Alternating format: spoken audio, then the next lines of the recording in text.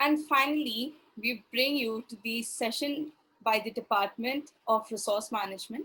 Our guest speaker is a senior alumnus, Ms. Sidhhi Arondekar from Vancouver, Canada, who will be interviewed by Ms. Prachee Patel, visiting faculty and alumnus of Sir Vithaldas Thackersey College of Home Science Autonomous.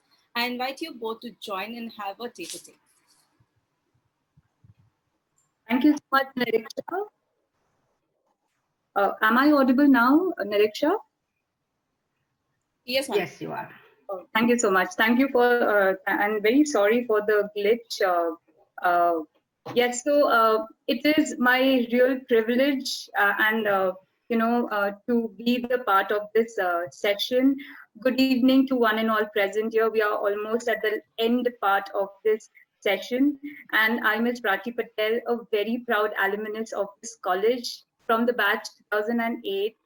On behalf of the Department of Resource Management, which was earlier known as Family Resource Management, takes the privilege to introduce a very hardworking, a very empathetic, and a talented alumnus of 1991 batch, Miss Sidhhi Arondekar. Before marriage, she was known as Miss Ashish Palia. She is a very curious and a passionate person, and she completed her graduation in interior designing and management. And even after getting married, she pursued her master's, and that was just the beginning of the journey.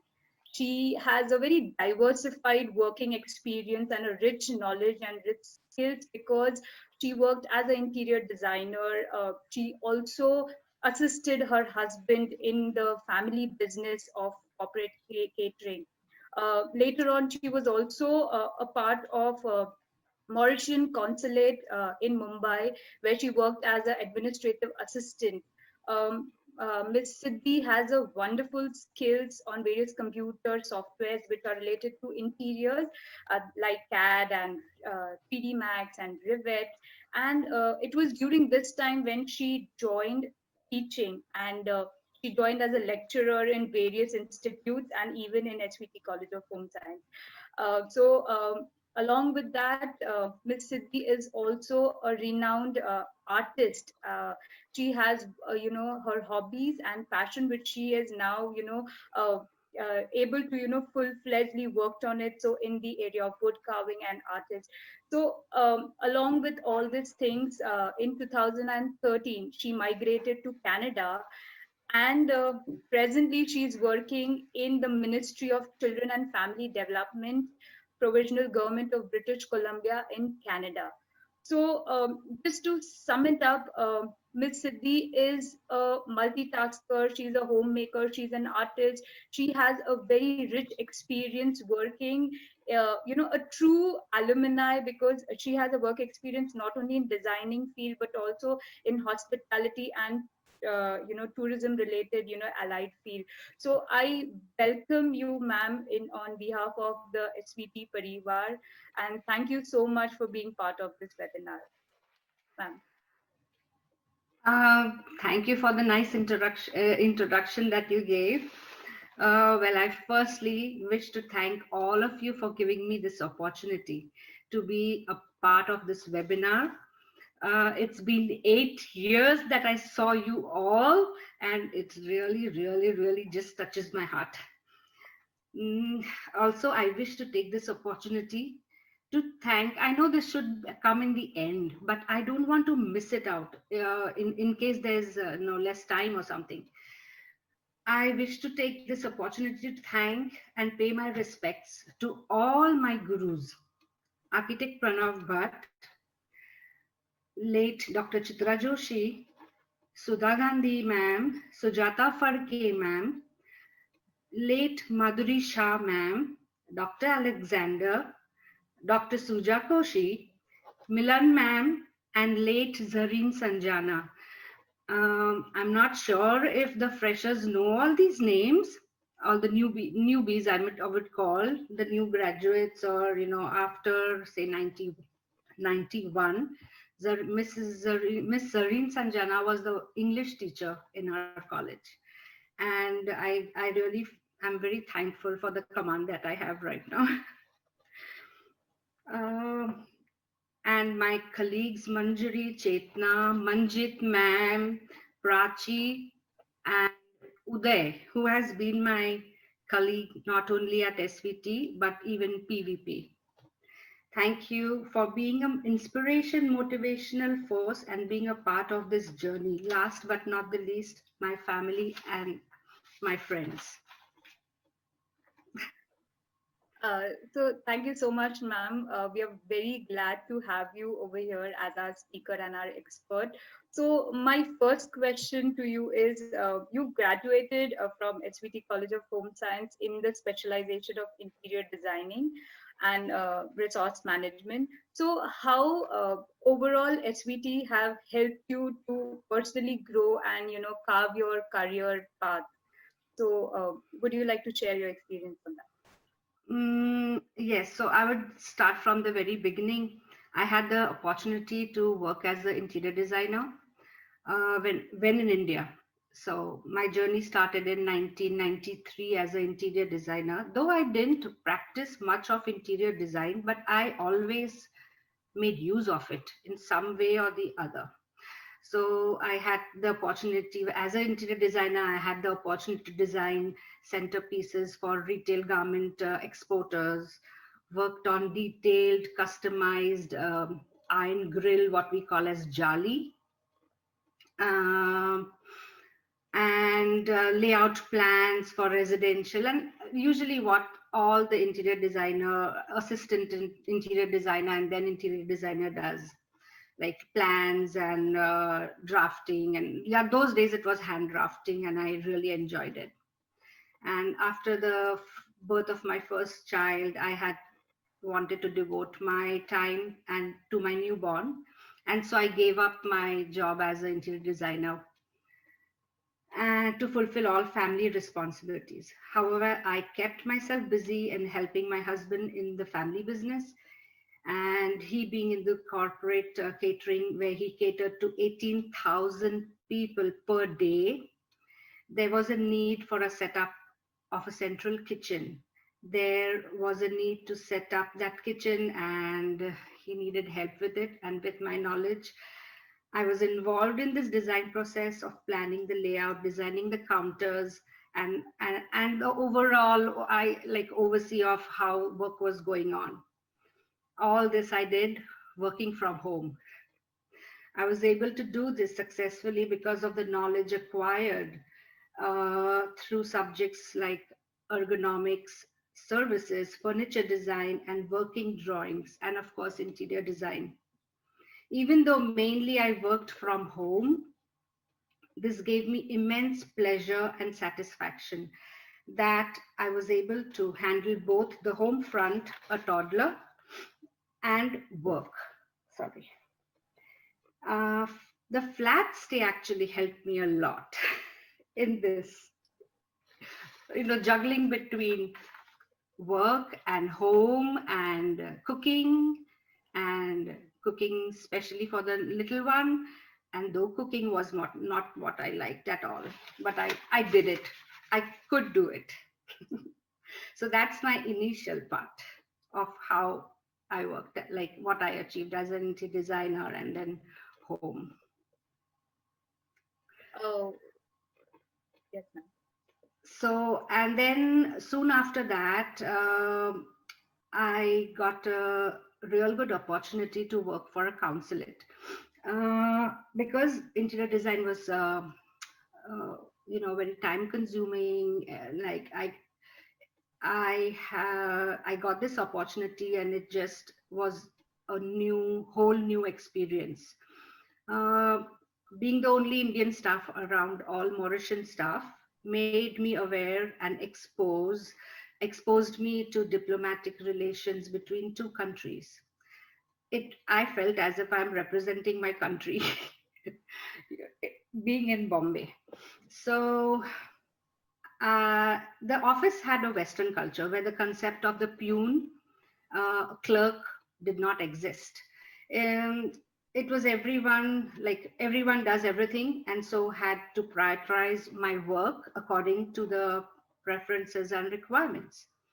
I was a receptionist, a visa officer, admin, accountant, having a home science background helped me a lot. And in SVT, I was exposed to time management, resource management, front office, HR, that is human resources, customer relationship management. All this came to my aid and helped me tremendously while working with the Mauritian students as well as the Mauritian patients that came for treatment to Mumbai.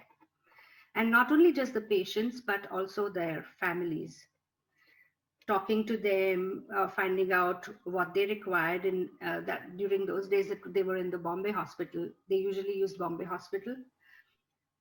And so it was immense. It was nice because they only spoke Creole, and they couldn't converse in Marathi or anything. So I would juggle everything.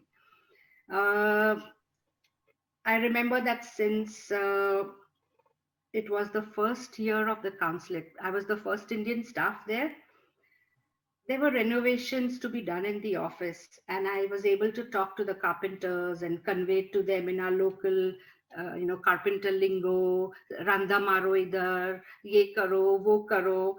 I was like, it was real fun, and to communicate between the consul and the laborers who would work in, do the carpentry job. Having the knowledge of my interior design background helped me to facilitate this execution of the renovation of this office. And so again, I was somehow related. I, I was there with my my specialization. Okay, so I think, ma'am, this was already a very enriching experience you had on a designer front, and also as working as an administrative assistant in Mauritian consulate, where you have handled visa, you have attended to patients, you have attended to students, and I'm very definite that it is because of these diversified structure of our syllabus when we are studying home science, and even in resource management where we are studying the two specializations, that is interior designing and hospitality and tourism. So that have groomed you overall to manage all these challenges in the career. So my next question to you, ma'am, is we know you as a very you know a wonderful teacher, and you have been in SVT for teaching. So how did you get into teaching after your experience in administrative department and even in as an interior designer? So how did you get into teaching? So I would, in between working with Mauritian consulate and helping my husband with his business, and all that, I think around in 2003, one of my very, very good college hostel friend. I was in the hostel. I spent 12, 5 plus 1, 6 years in the university hostel. So that was a whole new um experience, and a wonderful, wonderful time I had. Not that I did bunk, I did bunk college too. And I would advise students to bunk a little bit. They can enjoy that life too. You need to experience everything. So in 2003, when one of my college hostel friends, Viju, came to visit me, she stayed with me for a few days. During this time, we both revisited and relived all our college days. And that's when Dr. Usha Batra, she was our fellow student. She did her master's she was our batchmate, and she was the HOD of PVP. So that's when we actually went to meet her, because Viju was from textiles and I was from FRM. And but we still were we knew Usha very well during those days. And so we went to meet her, and she casually, when she asked me what I was doing, so I said, well, I'm doing something here and there. I learn, I like I've done this, I've done that. I've taught my son's friends' parents. I teach them English, and so forth. Whatever comes my way, I just do it. So she said, do you know AutoCAD and 3D Max? So I said, yeah, I know. So she said, "Oh, can you teach the ID students here? Why don't you try?" I said, I have never tried my hand on teaching formally. So I don't know if I can do it, or if the students will understand me, because I was a very naughty student. So he said, "You know how I am. I hope I don't teach them, all the naughty things." I said, "Okay, I don't mind." It was very, very, uh, exciting, and as well as, what do you say? I was also very scared to step into those shoes because it's a lot of responsibility. But I agreed, and then I started teaching as a visiting faculty there. I started teaching AutoCAD, and my first class I remember, it was a big gap. I passed out in 93, almost 10 years, and computers were there, but they were not very commonly used. So the group of students that came from for the practicals, it was, I could see literally, there were students who were very privileged, and there were students who were not that privileged, who had not seen any, had not actually used a mouse. So they didn't know what a right click was, what a left click was, how to do the center scroll, and that really touched me somewhere. I was there to teach them a software like AutoCAD, and these were the basic things that they needed to know beforehand. But I took it up as a challenge, and I held their hand, and I taught them what the right click is and the left click is, and that's how my journey started as teaching, into teaching. And so uh, it was like it was a tremendous experience for me, because being with the youth, it was kind of give and take. uh, they were so enthusiastic, they had ideas, and it was just guiding them through. And soon I became part-time. From visiting I became part-time. From part-time I became full-time. And I was really excited, and this opportunity was just too good. Being with the students, understanding them, solving their difficulties. Not only students are with us for 8 hours, so practically it's their home. We are like, as a professor, we are everything. I'm more than the parents sometimes, I feel. And they open up to you, for little things where they have problems. And I remember one student. So these little moments actually kept me really. I couldn't give up teaching because of these moments. And I would really like to share. There was one student, very good student. She was very good at whatever work was happening in the classroom. But whenever there came a time for her homework, she could never do. And then in the staff room, everybody, all the teachers were upset about her. But nobody actually asked her why. So one day, I would always think that she's such a nice student, and very soft spoken.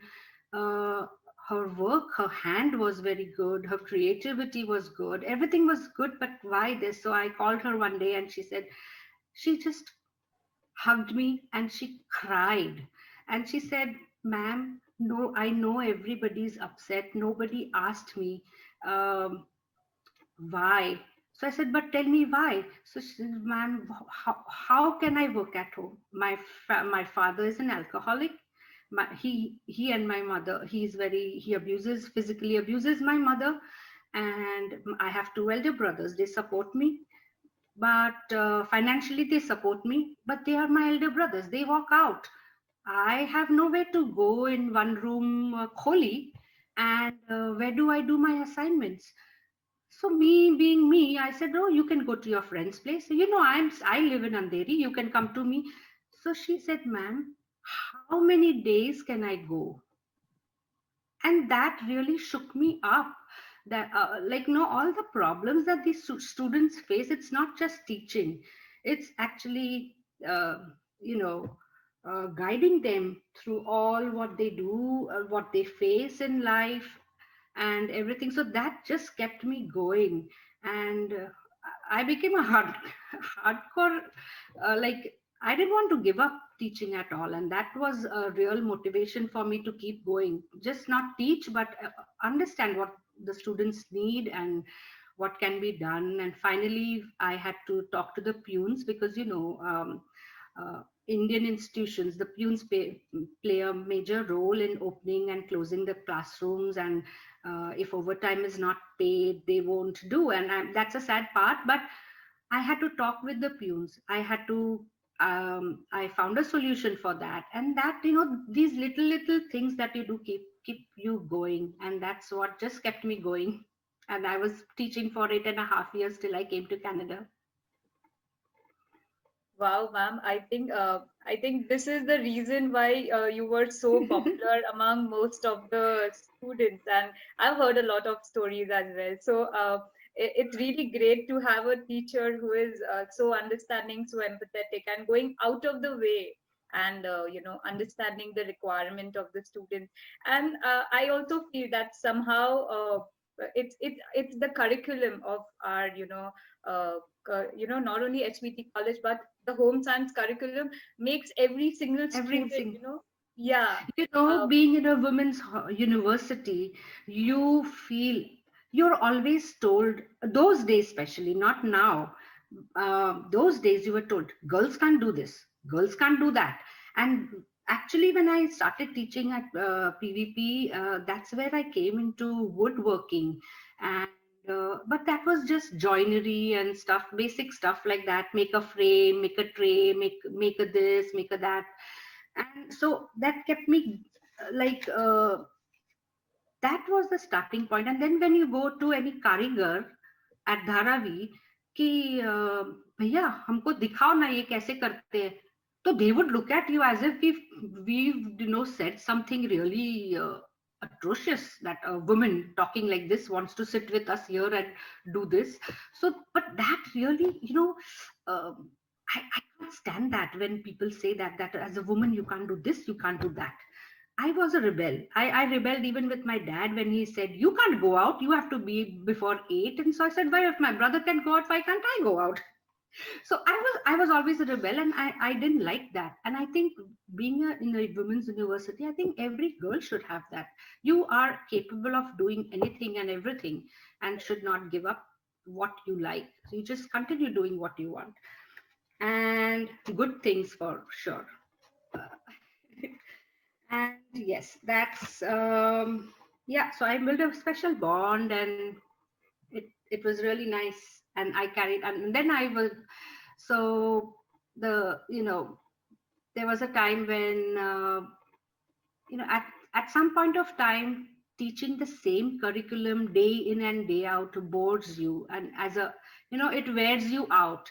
So I again became a part-time faculty, and I was getting offers from more private colleges, and somehow I wanted to help these students too. So I would earn good money in the private colleges, and then spend some money on my needy students wherever, whether SVT or PVP. If they needed colors, if they needed something, I would just go to Janta and tell them that this is there. Buy books for them, because I know professors have 20% discount in the bookstores most of the times. So books like Newfort, Time Savers, and these are expensive books, costing around, those days they would cost 2,500, 4,000.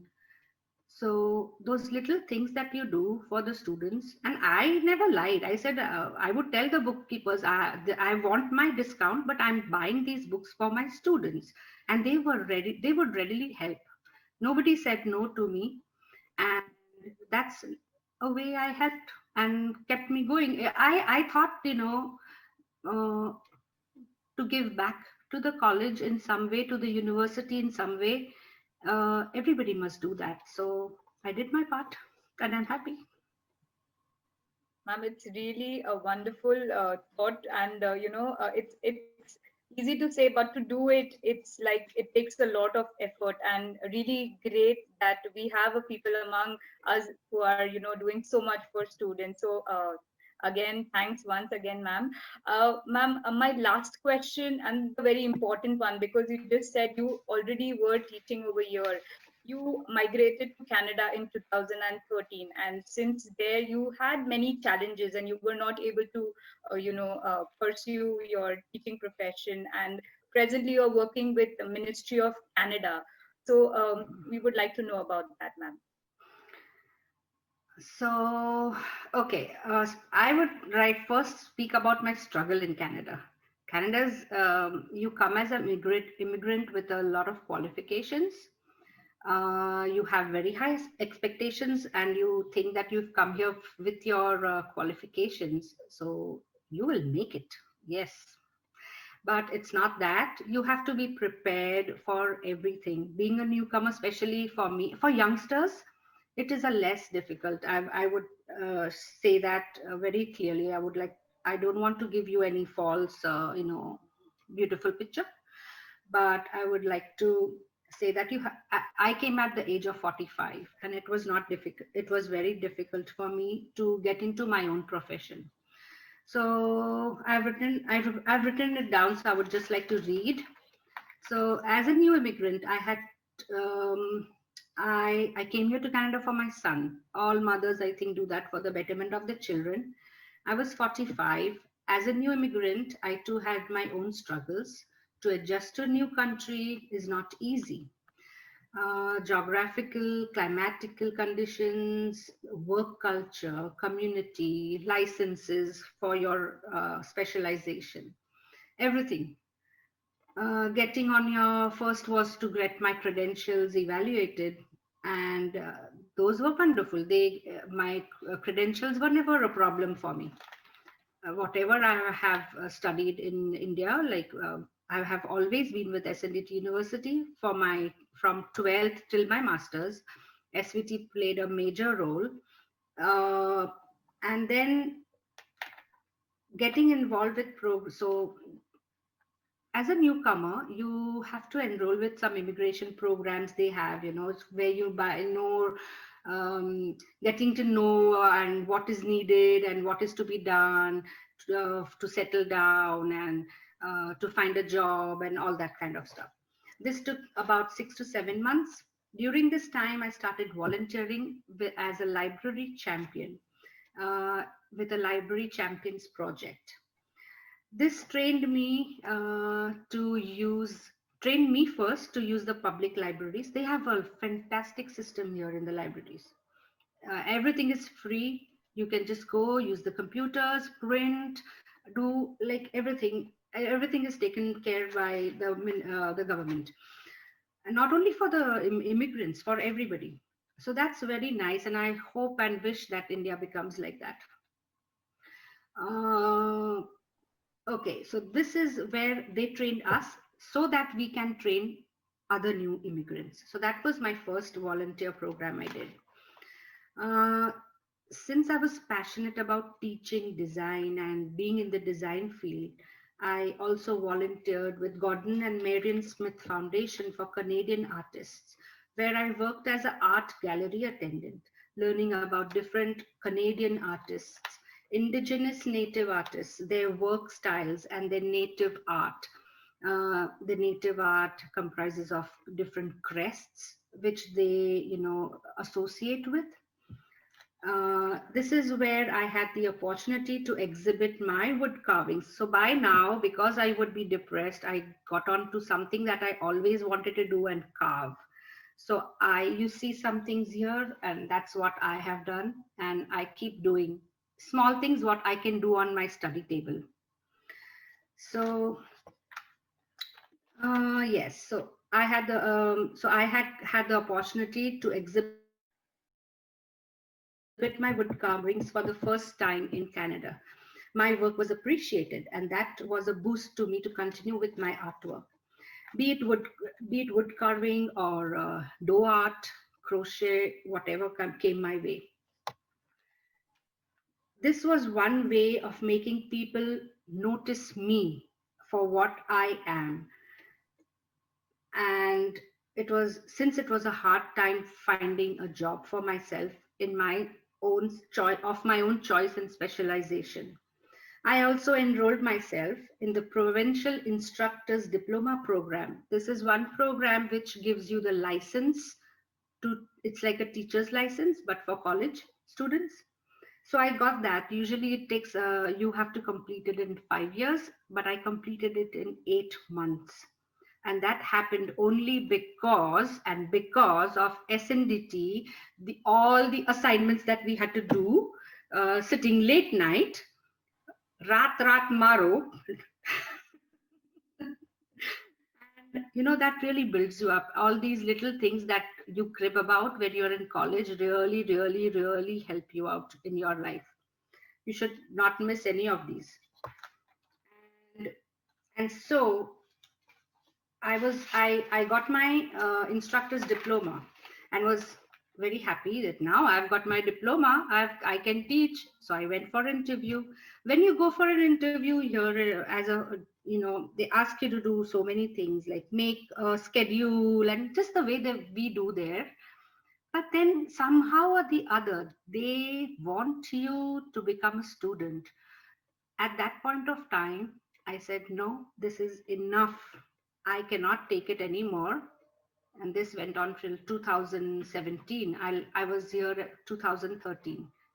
I said, no, teaching is not going to work here. And also because by that time I knew the relationship, the teachers student relationship there, like the bond, there was no bond as such. There was like you teach and you get out of the class and then nobody knows you. And I didn't want that kind of a thing here. That would not give me satisfaction for what I was. So I just I gave it a thought and I just said, okay, something else has to work out. But you have to earn, you have to start a living, and you can't just spend your Indian rupees here in Canada. Conversion, all that you need to think of when you migrate to a new country, which luckily my husband thought of. I didn't have to think of that, but still you feel somewhere that you need to work. So you take up any damn job that you get. I worked as a store manager first, then I worked as a store retail in a retail store as a store assistant, associate. That was at Winners, a TJ Maxx company. And I worked there for 2.5 years. Never give up on and never think any work is less. I worked my first day at TJ Maxx in a retail store was in the shoe department. Oh, ma'am, it's done. Ma'am is going. Hello. Am I going off? So it was as a store in the shoe department. And I had to pick up shoes. Whatever people left there, I was picking up. I was feeling very frustrated and I couldn't express myself in front of my husband and my son. I would go to the car and cry. So that is where my skills helped me. My woodwork, my crochet, my sketching, everything helped me. And then I had a few friends who helped me out. And here you need contacts. If you want any job, a good job in your field, you need to have contacts. For youngsters, it's very easy because for my son, it's very easy. He did his 12th year and he has set his foot from the foundation. So yeah, that was it. My hobbies kept me going. And my ma'am, but I never gave up. Yeah. Sorry to interrupt, ma'am, but I think we are almost at the end of our session. So we would like you to just wind up on experience in the ministry. Sorry, okay, yeah. Ministry, okay. Yeah, that's important. Yeah, so my ministry job is, okay. I worked for the child protection at first. I was a team assistant. I'm a team assistant. And right now, currently, for the past 3 years, I work for the Vancouver Youth Services and Vancouver Youth Connect teams. This is for age group 14 to 18 years youth. These are high-risk youth who are have drug abuse, drug addictions, sexual, physical abuse, mental health problems. I'm the first face that they see. And I have to judge, I have to judge what they are going through. I should know what they're going through because I have to read their memos the first thing that comes in the morning for each and every youth in care. Treat them respectfully, effectively, and make them feel safe. So I have to take care of the client, make them feel comfortable, calm, and understand, converse with this client without being judgmental. Look into day-to-day administration for both the teams, two teams, working along with social workers and the youth who are extremely high risk. Youth with they also do have criminal involvement. So in that case, I need to make sure that I keep my social workers safe and I keep myself safe too, because they can do anything. So they are capable of doing anything depending on their mental state at that time. So again, because being with the youth, it helped me. What we do in home science, we have extension education, human development. We've learned psychology, sociology, though it is not in that much depth those days. But whatever we have learned and whatever we have experienced, our projects that we do, our seminars that we attend, everything that we do has helped me with this job. There's not a single thing which has been... Sidhhi, sorry to have interrupted you right now. I think just a crisp 2-line message to the students who are listening to you, the takeaway. Always you have to recreate, you have to reinvent, and you have to keep going. You have to just keep going, work hard, and never give up. That's my... and all these things as a student you are taught at SVT. Yes, thank you, Sidhhi. Thank you so much for your time and your experiences. I think they were really nice. Yeah. Thank you. Thank you so much, ma'am. I would like to invite Chetna ma'am to also share on the career opportunities for the RM department. Thank you once again, Sidhhi ma'am, for such a wonderful journey and experience you have shared with all our students. Thank you once again. Thank you for having me. Thank you, Sidhhi. That was a wonderful sharing session from your side. I'll take just 2 minutes to run on the opportunities through resource management. And plus, I'll take 1 more minute to share what Sidhhi has done. She's extremely talented and you should not miss this. Okay, so I'll go first to what Sidhhi has done because I think we need to validate her work here. So this is art album by Sidhhi. And I'm just scrolling down quickly. She's a food connoisseur and she also cooks very well. 100 marks for that. Yes, so I'm just going down and you can see lots more coming from her side. She's a crochet master. This entire blanket is made by Sidhhi. Okay, entire crochet work with varied patterns is made by Sidhhi. You can also see the poncho, or I think it's a stole kind of a thing. Then there's a mask for today's times. This is all by Sidhhi. That's why she said she could sustain through all these difficulties just because she was getting this catharsis, bad energy out through her hobby and the work that she did. So here, Gond work, then as she mentioned, passion for wood carving, She did workshops with prominent designers there, and this is what there are a lot of outcomes of that workshop. Intricate carvings and things that she has made. Beautiful work, really, and she pursues to do that still with her job. Yes, all this is made by Sidhhi. All these frames, these beautiful intricate frames, this wood panels, uh, all this is her work.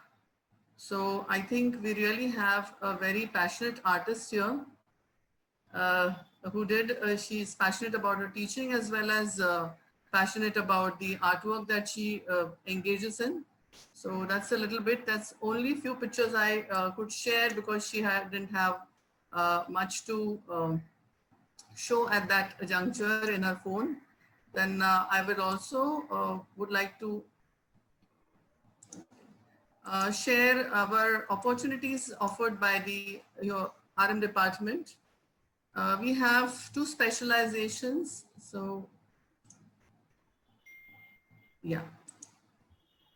That is resource management offers hospitality and tourism management and interior design and resource management.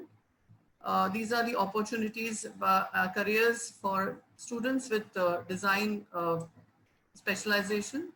So this is just a brief that we have given. You can, as rightly put by Sidhhi, you can reinvent and, go to a different level by exploring further. All of your alumnus, all of the people who have come today have given us this message. Then we have hospitality and tourism management as the second specialization, and this is what we offer. Today we are offering food also as one of the component. Earlier it used to be only front office and accommodation. Now food also has become an important component of our curriculum.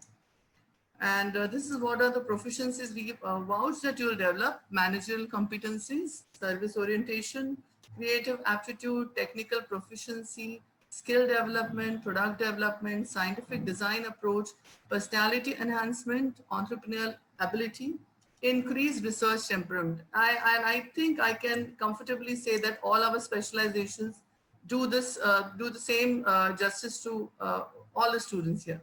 Yeah, so I'll stop sharing my screen now. And yes, so over to you, Niraksha. That was our RM department session. Thank you so much. Thank you so much, Sidhhi ma'am, for sharing so much of experience that you have all had. Thank you, Prachee ma'am, for asking those questions. And also thank you, Chetna ma'am, for sharing RN department's importance in SVT College of Home Science Autonomous.